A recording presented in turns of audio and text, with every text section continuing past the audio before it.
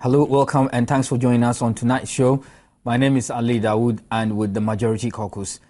It looks like the issue regarding the strike may not die anytime soon, as insensitive as the actions may appear to be in the eyes of many Ghanaians. They also claim that they have some legitimate course of action, and perhaps the best way the government will grant them audience as when they go on the streets, or perhaps when they go on strike. And so tonight we would attempt to have a second bite at the strike issues as seen in the country recently. And also part of tonight's discussion will be the EC application before the Supreme Court, which was more or less thrown away. And EC attempted to buy more time, as the record reflects, and then also to make some counter proposal contrary to what the Supreme Court rules have enumerated, and for that reason the Supreme Court threw away the case. And so we'll see the possible effects on our democratic practices in Ghana. And then also, well, some have hinted that it's about time Majority Caucus took an interest in Akufo-Addo's certificate scandal.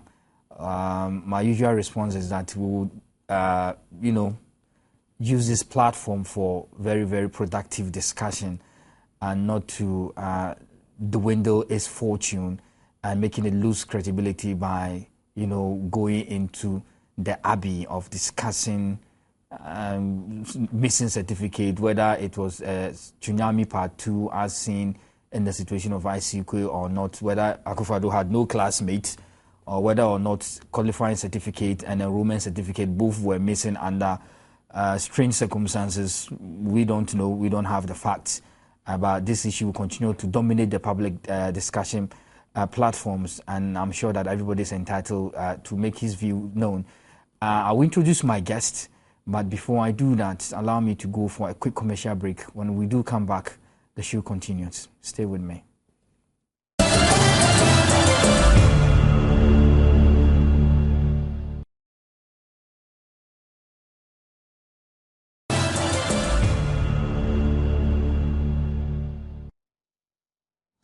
Hello, and thanks for staying with us. This is Majority Caucus Live, just in case you just tuned in. The guest in the studio is Mr. Fred Agbenyo. He is a member of the government communication team, and I have heard some rumors, but I don't have the approval to provoke that discussion tonight. I have heard some rumor about something about to happen, and Fred Agbenyo is key in that. A good thing, by the way, so don't be alarmed. But let me quickly say that we are very grateful to all the people and the chiefs of Northtown who appeared in solidarity of Honorable Kujotun Ablakwa's vetting yesterday, and that we are very grateful. The chairman, the chiefs, everybody, I'm sure they are watching, and that we are sincerely very grateful. We appreciate their time there. Yeah, Fred. Yeah. The strike. On Tuesday, we had a discussion on that. Many groups issued a statement, and they are saying, they are basically coming from the point of view of the law that, hey, per Act 651, there's a clear violation of the Labour Act provisions. We don't see why these people who are part of essential service providers to go on strike, and they are being insensitive. That is one. Argument from the opposing side is that there should be something that is causing them to go on strike. It is not about the law. How about the government miss its side of the bargain and stop making blames about that one side of the equation? I don't know when this thing will end. Everybody seems to be blaming each other or one another. Do you have any solution you might prefer to His Excellency John Dramani Mahama? Well, let me start off by just saying good evening to our cherished viewers. I think that every Ghanaian who is thinking about this country will be worried when you wake up every day and you hear labor groups are organizing to go on one strike or the other, and they give reasons for which they want to embark on such strikes. You'll be worried naturally, because what would have expected as a country, we should be sailing smoothly towards development, we should be sailing smoothly towards progress, and not to be at this stage. Let me start off by saying that it's the duty of every government to create that conducive environment that environment in which all Ghanaians will be willing, will be happy, will be proud to stay and work in. That environment where people work happily, that environment where people work feeling more satisfied, that is a duty of the government. So if for any reason government is unable to create that environment for people to bring to bear their individual or collective skills, it worries everybody. And I think that that is what we have suffered from as a nation for some time now. But it is not exclusively a Ghana case. If you have taken pain to study around the world, every third world countries that are moving to the second world area, second area, you would have come to realize that all of them go through some of these things. You talk about a country that our total GDP, about 60% plus goes into the payment of wages and salary. Yeah. It's from this same GDP or this same revenue that we are supposed to provide roads, that we are supposed to provide schools, that we are supposed to provide medical care, that we are supposed to provide every single other thing, including employment and everything that we are talking about. Is it electricity, doomsday that you have nicknamed it now?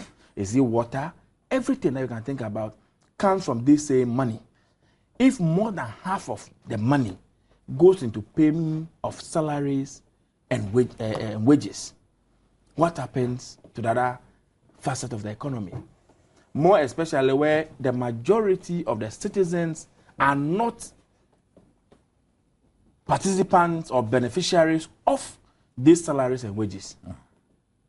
Majority of Ghanaians. And then you ask me, where does this money come from?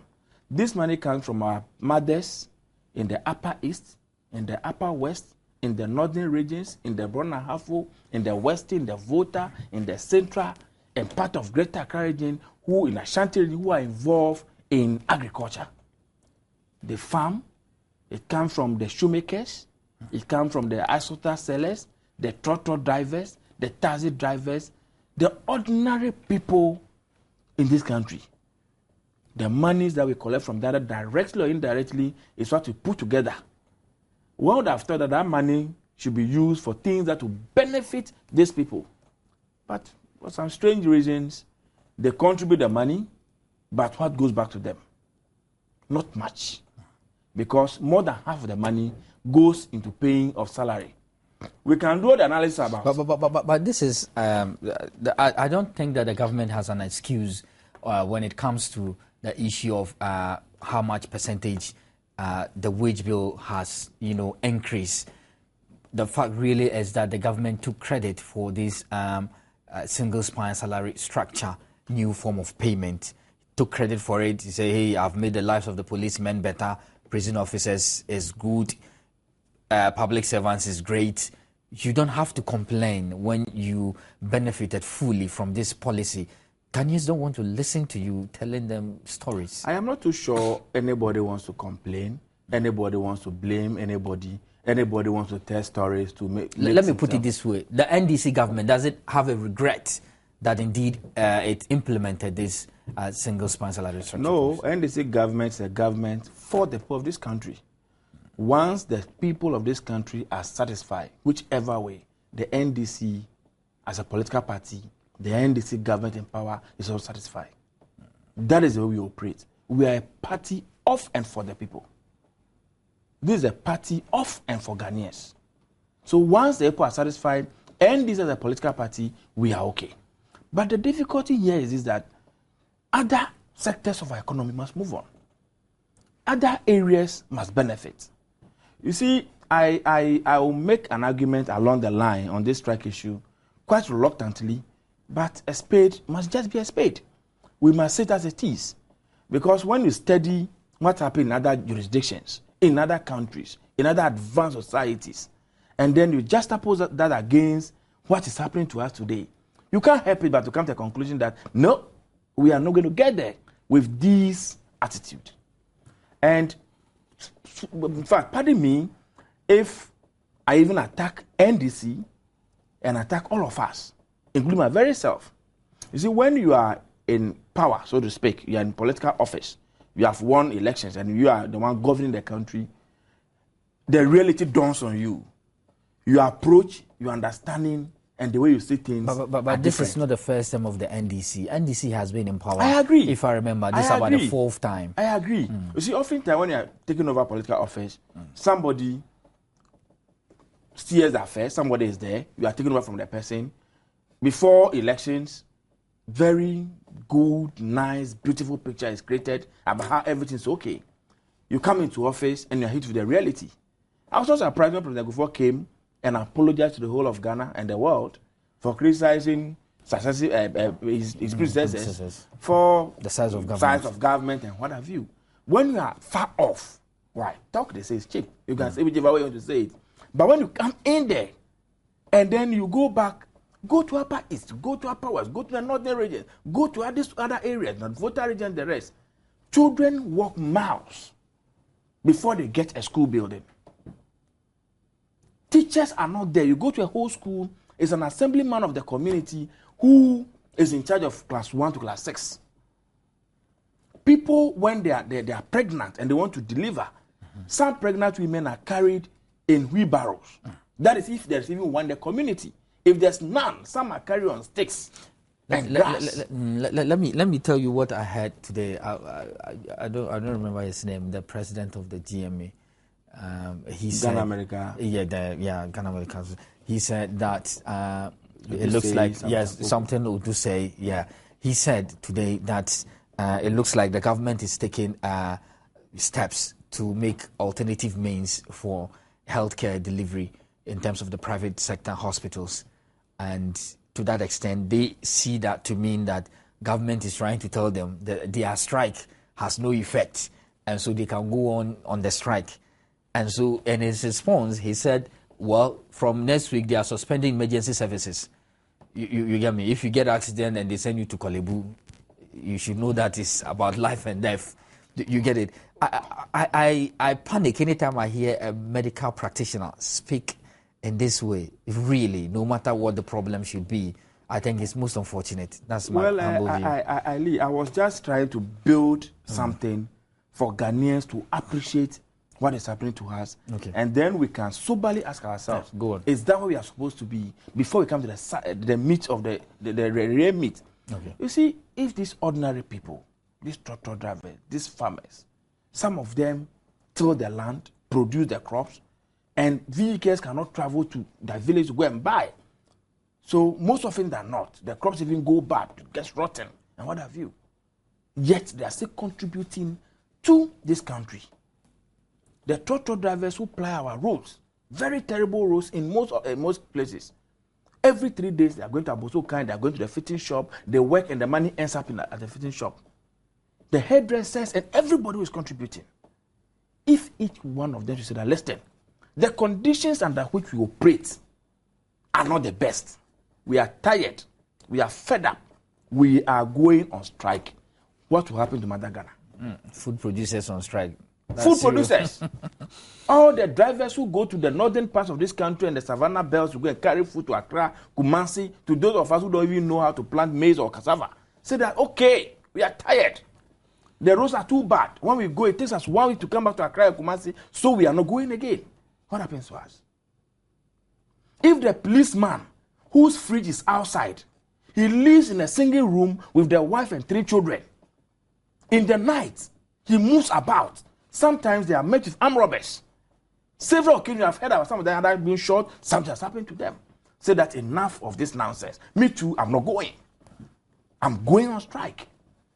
What will happen to this country? Is there any single individual we can point to today in this country who can say, as for me, my condition is okay?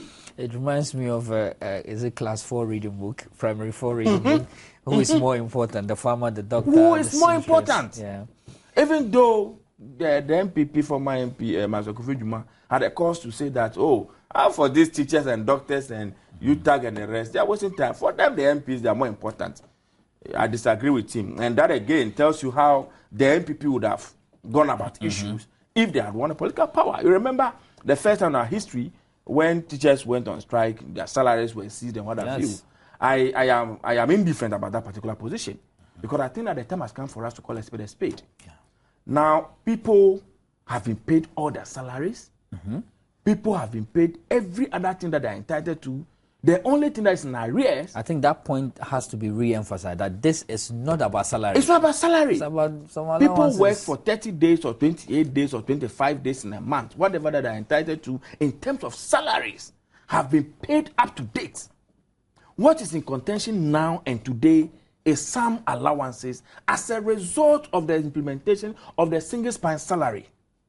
The question I want to ask our colleague teachers and brothers watching us out there, was it a wrong decision by this government to say, I'm going to implement the single spine salary?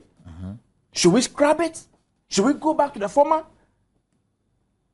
I have heard several teachers, I have received several calls. People have said, listen, Fred, if for nothing at all, just with the implementation of this process, I'll be able to buy a parcel of land. Oh, I've started my own blocks. I'm building my own something. Life is better. Nobody is saying that everything is perfect. But people have seen some improvement. I remember people have accused me about something I said, I think it was last 2 years ago, when the same issue about doctors, they had gone on strike. Then I think a news house interviewed the president and he said there were arguments about people dying, what have you. Then they must have trouble. People have been dying every day. Yeah. So if they go on strike and people die, what is big news about it? And I found that to be very, very offensive. Yes. I found that to mean that... It's a threat to national security. That's right. Very insensitive. How can you suggest that people have been dying? So if you even go on strike and people die, no big deal. Meanwhile, your salary, you take it at the end of every month. Yes. Meanwhile, the issue for which you have embarked on the strike eventually will be resolved. Whatever that you are entitled to will be given to you.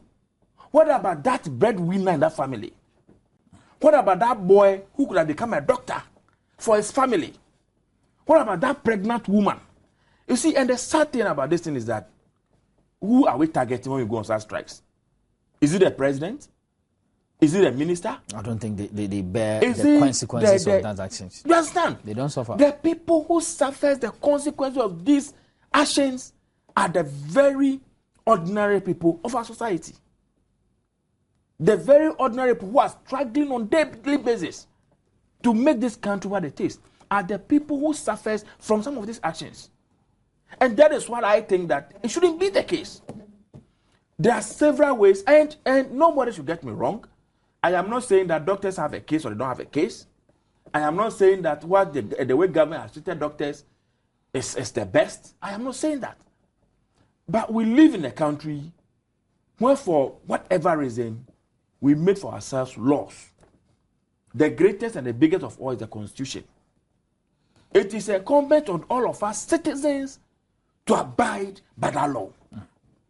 We have subsequently made other statutes, other laws here and there, including the Labor Act, that irrespective of your status in society, you are supposed to religiously respect the Labor Act. It is only in Ghana that I hear people embark on illegality. People do what is wrong. And because we think that they are superior human beings, so we should go on our knees and beg them for the wrong things that they are doing. You think it's a case of blackmail? No, you see, I asked this question the last time. I'll be the last person not to have that as a suspicion. I've been a student leader before. I've been around before. I've worked around before. And I know what these things means. Political parties are interested in SRC elections. Yes. Political parties are interested in who become union leaders. Political parties are interested in everything that happens around us. I am not, you see, it hurts to draw a conclusion that maybe, because these are very honorable people. People have gone to school, have attained high levels of qualification. So one will wonder why they will do most of the things that they do. Or one will wonder why it will be that somebody is putting pressure on them to do some of these things. But to every cause there's an effect. To every action, there's a motivation. Because, like I said, why? Could this happen in America? That people go on strike only because some promotions that they are due has not been given to them. So they will not work, not their salaries. That people go on strike only because some allowance that are due them are not given to them, not their salaries. Well, government hospital, pharmaceutical association are also on strike. You see, judicial services. The only thing one can say, of course, which is politically, is that some of these actions will make a ruling government unpopular beyond the witness. Beyond the witness, who suffers the brunt of all these actions. But it will cost you your political fortunes. You see, Ghana, we have gotten to a stage and a point where leaders should rise up and say, this is the path, and all of us must do that path. May her soul rest in peace. Margaret Thatcher of the United Kingdom. She died about she died at the age of 86. We know her contribution to the UK governance and labor setup when she was the Prime Minister. This thing cannot happen. Why should people go on strike? Hold the whole country to ransom. They don't have anything to lose for it at the end of the day. Even when our law says that you are an essential service provider, so under no circumstances should you go to on strike. You see, this thing that is happening, let us do all the politics with it. Let people call in and say that the way some of us are talking is not the best. We should kneel down and beg people for the illegality. But that will empower them more. Listen, what we are doing to ourselves, if you are a graduate who have completed a polytechnic, a university, or any other tertiary institution, and you are looking for a job, this signal does not inspire anybody to want to come and invest in your country. There is no serious businessman, somebody who has gone to try to get money, who want to invest his money in an environment where people are so lawless. People can just say, we don't care what the law is. People can even threaten, not just employed by the government, can take me to court. I don't care. But the law says that perhaps the government, in fact, the government does have the power to terminate or forfeit their salaries. Do you think that the presidency would do a thing like that? As a nation, all of us are praying very hard that we get very close to development. And we must get there. Our structures, our institutions, our laws, we must make sure that they work. I don't see why we should live in Ghana and until recently have only one or two institutions that train applied science people, doctors. I don't know why that should happen.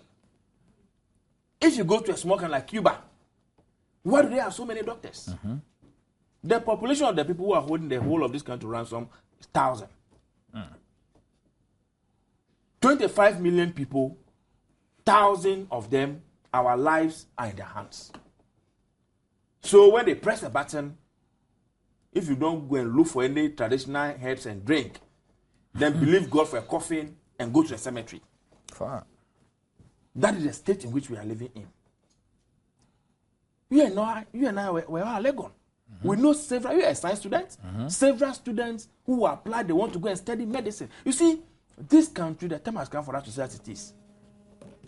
People who want to create kind of a class society. There are things that we can do ordinarily, we will not do them. Several students apply to Legon. They want to do medicine. They come after the first year, oh, you didn't get whatever grade point. Medical. You didn't get this. Interview. You didn't, the interview. We are told about some of the questions even the headline in what's the main story in the middle page? If you don't know that, you can't be a doctor. You can't be a doctor. Useless question. As your father, your mother, is your father or your mother a doctor? Do you have any doctor in your family? That alone is enough to prevent you from entering a medical school. They believe that being a doctor is genetic. You see, that is the society in which we are. That is why these things can happen. My first advice to government is that if the police, if the military, if our security services have shown over the period that they are law-abiding, let us invest more in them. Okay, but let me read this text quickly and we'll continue with the discussion. This is a text from Abraham Ferguson. He says, Ali, maybe the doctors are forgetting that they also have relatives However, as for the GMA president, the least said about him, the better. He continues, he said, if you have people who are leading a noble organization like the GMA and are also card-bearing members of the MPP, what else do you expect? That is to imply or to suggest that the leader is a member of the MPP. We'll come to that shortly. It says, if a mechanic loses his mother as a result of the doctor's strike, and the doctor ends up taking his car to that same mechanic for servicing, and the mechanic decides to tamper with the doctor's car brake, will it be right to call the mechanic a murderer? Well, these are interesting permutations. No, but you see, it's becoming quite frustrating, seriously. And I will still want to remind our viewers, I am not saying that doctors don't have concerns. But you can't exchange human life for anything. Because the bottom line is that this issue will be resolved. The money should be paid. What about those who have died from Monday up to date? I mean, the state will be at a full loss and they will gain. How the families? How do we reverse all these lives? I was making a point before the text message that the time has come for us to have more military hospitals. The time has come for us to have more police hospitals. The time has come for us, churches, some churches, the Methodist Church, the Presbyterian Church, that was one of the focus in the past. I don't think that they will sit back. They have scholarships now they are giving to even their church members to go to school. They should train doctors. And I don't think, you see, and you know what happens in our country? Go and find out. When we are at the university, the only privileged people who when are even leaving Legon to Kolebu for medical studies, a bus is waiting for them in the nice morning. bus that is packed at when we and I drop from Comer, we walk wherever we are going. Take a taxi at a very There expensive was a bus price. always waiting. Parents contributed to their training, but we know that the tow truck drivers' money, the ice water sellers' money, the woman who sells in the market's money, the women who carry baskets at dawn, travel to the villages. All their monies contributed to the training of all these persons. What do you do to our society? My question is that what should government do? What should we expect? Because it looks like they are still at a deadlock and it's not working. But before you take that question, I'll go for a quick commercial break. When we come back, Fred will take us through the rest of the discussion. Stay with me.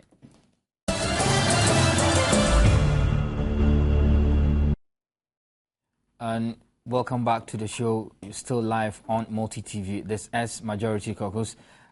Before I open the phone lines, there is this important question I'll put to my guests. Quickly after that, I'll activate the phone line so you can join in the discussion. Fred, a political scientist from University of Ghana Political Science Department, intimated that perhaps some of these things, labor agitations, when they go unresolved, could prepare the grounds for some, stubborn cut somewhere or some riffraffs to stage a coup. I thought that was a frightening statement, but later on, perhaps there might be some substance there. Well, I am not too sure. I think that the people of this country over the period have conducted themselves as peace-loving people. If there's one country in the sub-Saharan Africa that has not experienced any civil war, that is Ghana. We might have had a few coup d'etats and what have you, military takeovers and what have you. But that will go and kill ourselves because somebody must be a leader, somebody must become the president, especially in a democratic setup. I don't think the people of this country are willing to go on that path. But what we are going through is not too good. It's not something we have to encourage. And that is why some of us are talking the way we are talking. You see, we can't continue on this path. It's as if... It's a very slippery slope. Yes. What do we think we are doing? We are living in the country today where people think that even members of parliament... I'm coming. I'll be with you. You can join in the discussion on 0302-2117-0124. Keep the calls coming. Yeah, Fred. Yeah. We live in the country today... Oh, I have a caller already. Hello, Mohammed. Good evening. Good evening. In fact, the topic for discussion today is very important. I think that the doctors of this community have to, come together and then to give themselves a very beautiful advice. It is so embarrassing to go to the hospitals just to be told that there is nobody to attend to you. It is true that they are suffering. It is true that man of them, there can never be any headway. So we are just pleading with them. We are pleading with them. Government has not forgotten of it. We are pleading with them that they should go back to the hospitals and then do what is necessary of them. Thank you very much. Thank you. Hello, I have James. Hello, James. Good evening, sir. Good evening. Good evening, Fred, my boy. Good evening. Yes, I think that whether rain or shine, this issue should be resolved. Now, those of people who want to think and pray that this issue should run on till that kingdom comes so that it can be vindicated, I think that they are doing more harm to themselves than they think. I think the doctors will be making it whether if you want they should start them. I think that it's important for them to also think. It's not all about money. Now it is happening and get a point where people will get frustrated about doctors. So that anytime they have a opportunity, people will be failing to appreciate them. They do. If they do, they should, government will give it to them. I don't think that government has any intention to deny them what they should have. But we're saying that once you're negotiating, you have to keep working and keep making it ahead. People will listen. There are leaders who should work. But not all of it is okay. Thank you very much. The lines are not clear. Hello? I have another caller. Yeah, Mohammed. Mr. Ali, good evening. Good evening, sir. Actually, I'm very amazing on your program. And I've been trying to get this line, and today is my luckiest day. Okay, you are very lucky then. Actually, I don't know how to put it. You know, when you are with this kind of people, that is those people, I teach you to use this word, that rolling called greedy bastards. What are they talking about?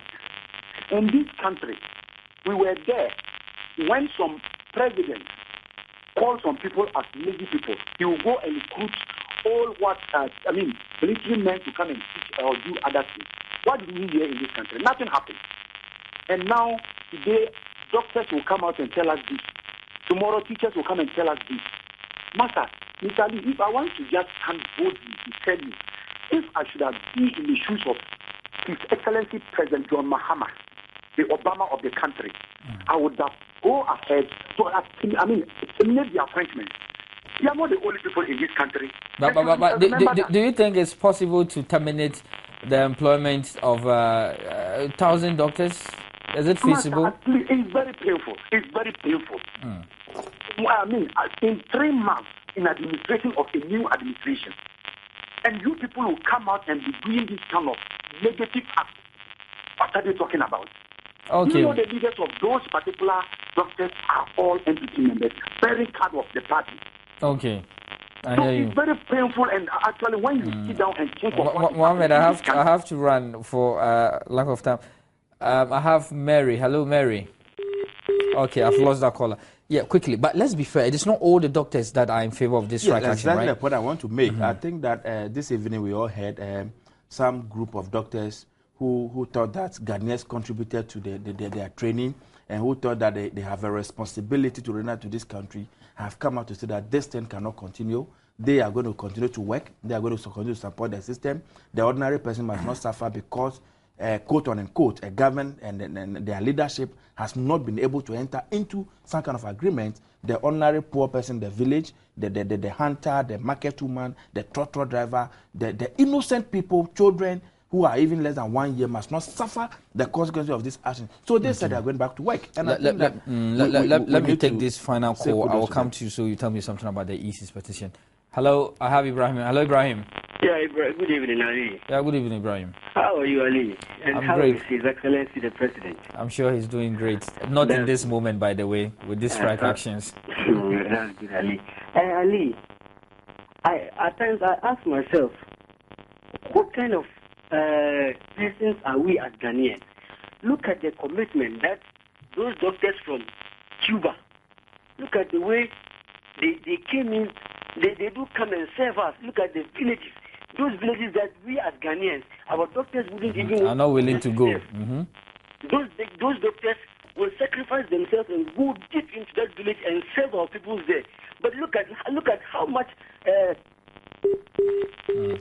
So bad that we lost that caller. Yeah, the EC's request for a new proposal for the case to be heard in court was thrown away. He wanted the petitioners to make their case and close it. So when they are done, then he can come present evidence in the form of affidavit and all that. But the court was not in tune or enthused with that idea. Well, can we fault the court? Can we fault the EC lawyers as well? No. I think that this is our practice that goes or takes place in the court. Everybody wants to see the best way he can advance his case. And so if they thought that these are people who have brought a petition, they think that they have some evidence, allow them to come and make their case. If they make their case, well, we have to come in to come and counter it. You make way for us to come and counter it. But the 9 wise men says that no. In fact, this is the first time we heard the Electoral Commission making any request to the court about any particular issue. We have heard the NDC side made a request. We have heard that the MPP side made a request. And in some cases, the requests were turned down. So if the Electoral Commission would have gone with their first ever request and has been turned down, I don't think that anybody should make any fuss out of it or create the impression that AC has anything to hide. You see, Ali, there's something about this particular issue that, I don't know, it worries sometimes. All of us want to see to the expeditious end to this particular case. The people of this country are thinking about water, they're thinking about employment, they're thinking about electricity, they're thinking about several other things. For us, those are the things that really we want to worry ourselves about.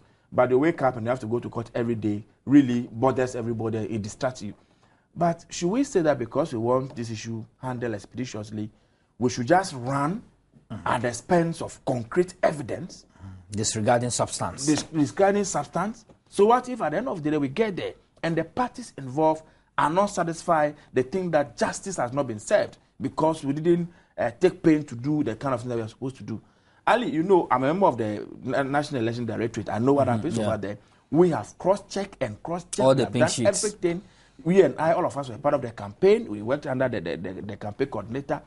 We are too confident that is the God in heaven who makes schemes, who, through the people of this country, made His Son Jomama the people of this country. Without any prejudice to the court, I can conclusively say that this exercise is an exercise in futility. It's not going to end anywhere. We have cross-checked this so-called overvoting. Nothing new will happen. Nothing will happen. Nothing will happen. But for me, I am not against what is happening to us. I think that's a test of our democracy. I think that it comes out to deepen the way we conduct our elections. So to that extent, I have no difficulty. But people should not hazard or dream of anything new because the facts are there to speak for themselves. And let's leave it to the court. They have taken that decision. Fred, this is very, very important question. Perhaps some pundits have said that it is about time each side prepares his members or their members that, hey, there could only be 2 alternatives. Either you win or you lose. And so it looks like everybody is going there, hey, I'm going to win. And so people are worried. Hey, in case you don't win, what happens? Your supporters, were they mentally prepared to take in such news? Well, I am very confident that the leadership of MPP, including Nana Akufo-Addo and his running mate and the Jake, are very much aware that they will not win the case. I don't know the extent to which they've also brought or are carrying their followers along. We in NDC, I don't think that really we have anything to worry our heads about. We are very, very, very focused and very committed. All we want to see is that the president and the ministers that have been put in place are able to deliver so that the people of this country will live in peace and in happiness.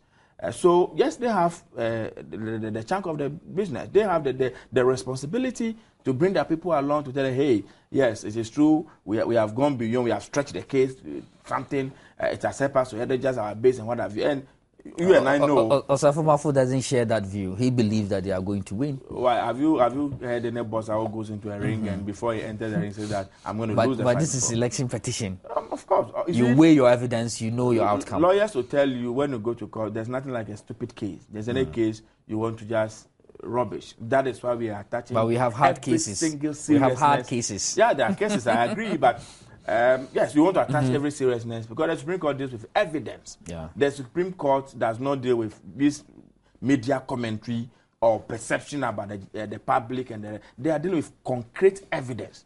The mere fact that somebody had gone to court with a articulated pack of documents and papers does not mean that he has won a case.